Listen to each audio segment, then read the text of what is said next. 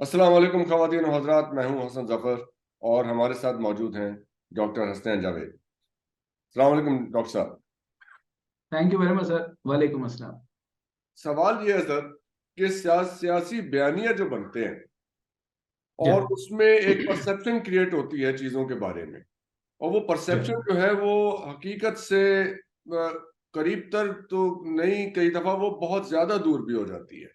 जैसे जी अभी गुज़िश्ता दिनों अगर हालिया सूरत हाल में देखा जाए तो एक बयानिया ये बना के जो है ये इस वक्त जो निगरान हुकूमतें हैं उन वो फौज के बहुत करीब हैं, और फौजी इस्टेब्लिशमेंट ने उन्हें उनको सपोर्ट करके तो उस तरह से वो मार्ज वजूद में आई हैं।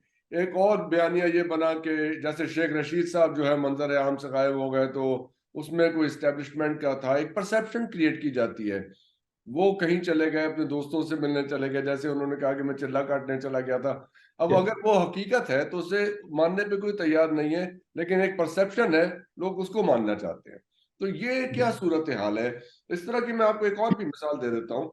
ये नून लीग ने इदारों के बारे में एक परसेप्शन क्रिएट की। जैसे जब जनाब जस्टिस उमर अता बंदयाल साहब सुप्रीम कोर्ट के चीफ जस्टिस जी थे, तो उसमें ये बताया गया कि जी ये जो है ये प्रो पीटीआई है, इनका इनका टिल्ट, और उससे वो एक परसेप्शन क्रिएट कर दी गई। हालांकि ही वॉज अ प्रोफेशनल जज, एक मोहतरम जज थे अदालत उस्मा के। तो ये परसेप्शन क्या है? So let's talk about it. मैं ये समझना चाहूंगा और चाहूंगा कि आप इसको ऐसे बयान करें कि हमारे जो सुनने वाले हैं उनको ये इस चीज के बारे में थोड़ी सी थोड़ा अदराक हो कि ये क्या परसेप्शन का क्या आइडिया है, और ये हकीकत से कितने करीब होती है और कितनी दूर हो जाती है परसेप्शन। अच्छा, ये आपने बहुत इंटरकनेक्टेड सवालात किए हैं और बहुत अच्छे सवालात हैं। यानी एक तरफ हकीकत और दूसरी तरफ परसेप्शन। जी अच्छा, नॉर्मली अगर देखा जाए तो एक रियलिटी होती है, एक ब्यूटी होती है और एक परसेप्शन होती है। अच्छा, जी जैसे आपने दो डिवीजन दे दी, जैसे कि आपने हकीकत और उसमें दूसरी आपने परसेप्शन का। तो इसको थोड़ा सा मैं जरा तारीखी हवाले से सिर्फ एक जो है ना वो पॉलिटिकल अमेरिका के पॉलिटिकल स्ट्रेटेजिस्ट हैं, उनका नाम है ली एटी वॉटर्स। राइट। उन्होंने कहा था कि perception is reality. Okay. Perception is reality. तो ये परसेप्शन इज बात रियलिटी। अभी तक तारीखी तौर पर दुरुस्त हो गई है। आप ये देखें कि जिस जिसकी भी परसेप्शन बनाई गई है, हकीकत से बहुत दूर होने के बावजूद हम्म। सबके सामने हकीकत बड़े खुले तरीके से आया होती है, लेकिन वो परसेप्शन नहीं जाती।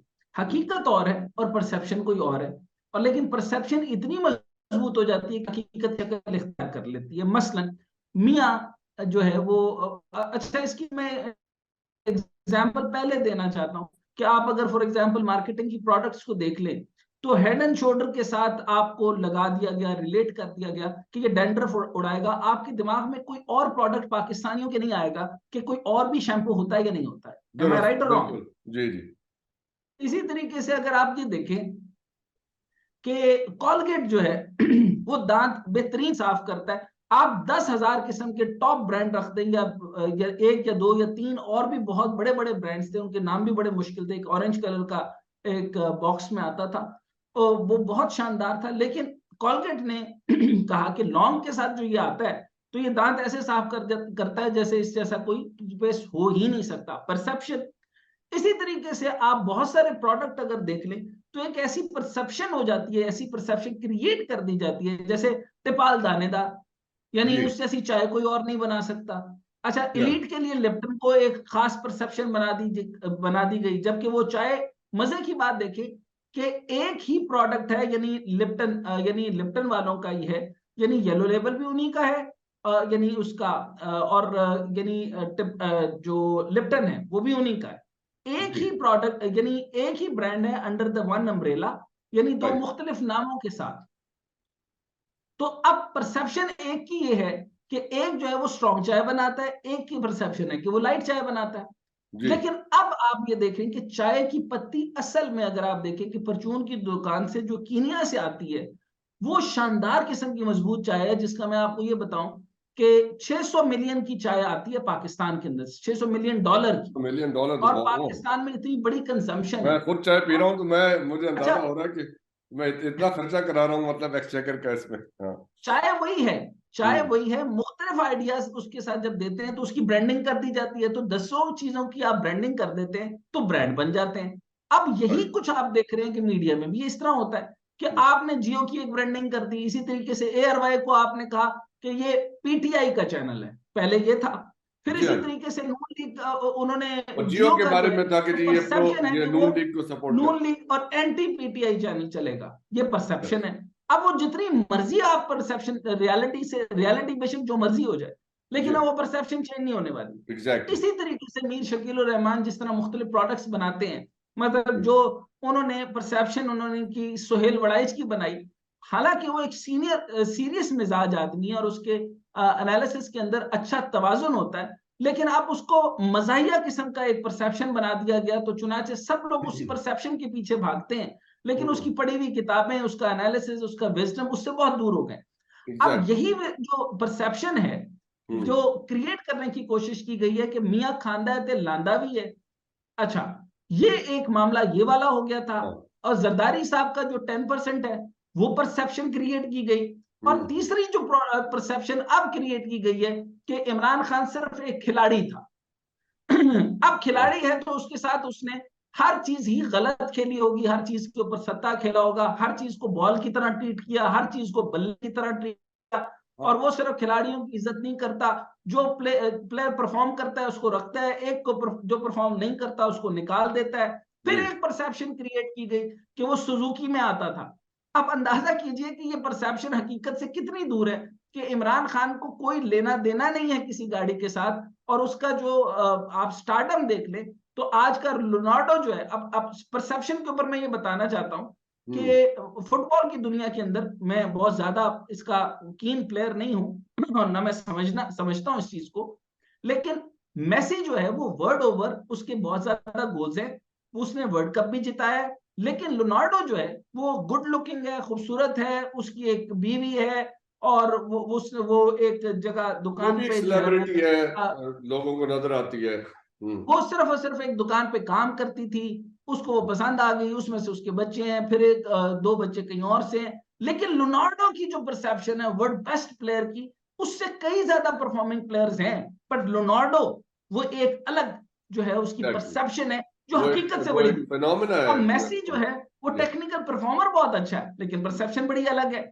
इसी तरीके से आप ये देखिए सर कि पाकिस्तानी माशरे के अंदर भी हमने इस परसेप्शन और रियलिटी के दरमियान में तगड़ा तौर पे अगर देखें तो परसेप्शन जा रही है। तो लेकिन परसेप्शन ये लेकिन है। सवाल ये है यहाँ पे डॉक्टर साहब कि लोग हकीकत को देखना क्यों नहीं चाहते, मतलब कि लोग परसेप्शन के में इतनी जल्दी ज्यादा बिलीव क्यों करना शुरू कर देते हैं, ये क्या किस्सा है? सर वजह, उसकी वजह ये है कि हकीकत में आपको नजर कुछ नहीं आ रहा। फॉर एग्जाम्पल आप पीपल्स पार्टी का नारा देख लें, रोटी कपड़ा मकान एक नारा था, जी। उसमें हकीकत थी परसेप्शन क्रिएट की थी ना। नहीं, उसमें कोई जैसे हकीकत जैसे नहीं ये थी। नून लीग ने भी परसेप्शन क्रिएट की थी कि ये एक बहुत तजर्बेकार टीम है और माशी तरक्की सिर्फ इन्हीं के दौर में होती है, एक परसेप्शन क्रिएट की है ना। अच्छा, अब पॉइंट समझ लीजिए। जी। ये देखें आप, रोटी कपड़ा मकान के अंदर कोई हकीकत नहीं थी। अच्छा, ना उसका कोई मॉडल बना था, ना कोई फ्रेमवर्क बना था, लेकिन एक रोटी कपड़ा मकान का नारा जो है वो भुट्टो के जाने के बाद आज तक रोटी कपड़ा मकान उसी तरीके से चल रहा है। दरमियान में हकीकत ये रही कि भुट्टो साहब बहुत सारे अफराद तो तफरीद और मंझधार के ऊपर ऊपर नीचे नशेबो फराज से गुजरते रहे, अपने आइडियोलॉजिकली और एवोल्यूशनरी फेज से गुजरते रहे।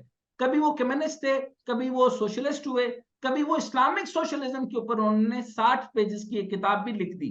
फिर जी। उसके बाद जहां पर एक परसेप्शन ये थी भुट्टो साहब के बारे में कि एक निहायत एथियस्ट किस्म का आदमी है, जिसके, लेकिन उसने इस्लामी कवानीन, लेकिन हकीकत क्या थी, उसने सबसे ज्यादा इस्लामी कवानीन बनाए, उसने 10वीं के अंदर सबसे ज्यादा इस्लाम के ऊपर इस्लाम के निसाब के अंदर एडिशंस की, जी। उसके साथ दुनिया इस्लाम की का छुट्टी बहुत, और इंट्रोड्यूस फिर कराई। सबसे बड़ी, जी जी। सबसे ज्यादा ये कि उसने एक समिट करवा दी, और उस समिट ने, उस परसेप्शन ने पूरी दुनिया को परेशान कर दिया, यहां तक कि हेनरी किसिंजर परेशान हो गया, और उसने कहा कि we will eat grass but we will not compromise on the atomic issue. तो परसेप्शन इतनी भारी कर दी गई, और वो भुट्टो साहब की परसेप्शन एक यानी एक क्लासिफाइड किस्म के एक एरिस्टोक्रेट से हटकर, यानी परसेप्शन एक इस स्टॉन्च तरह की थी कि नेशनलिस्ट की भुट्टो बन गई। साहब ने कोई लैंड रिफॉर्म नहीं किया। भुट्टो साहब ने लैंड रिफॉर्म नहीं किया। भुट्टो साहब ने ये सारे जो फ्यूडल्स और एरिस्टोक्रेट्स थे उनको बल्कि परेशान करके इनकी जमीनें ले ली, लेकिन 2,50,000 एकड़ भुट्टो खानदान का एक एकड़ भी इधर से उधर नहीं गया। लेकिन परसेप्शन क्या थी कि लैंड रिफॉर्म करने आ रहा है, परसेप्शन क्या थी कि हर घर से भुट्टो निकलेगा, और फिर उसने वही परसेप्शन क्रिएट की। और फिर उस वक्त आपने देखा कि एक आज तक जो है वो ज़ियाउल हक जो है वो अब परसेप्शन की यानी हकीकत यह है कि वो हकीकत के अंदर ज़ियाउल जो भुट्टो साहब हैं उनकी परसेप्शन के नीचे कहीं बहुत जोर से दब गए। इसी हाँ। तरीके से आप देखें कि परसेप्शन ऊपर आ गई।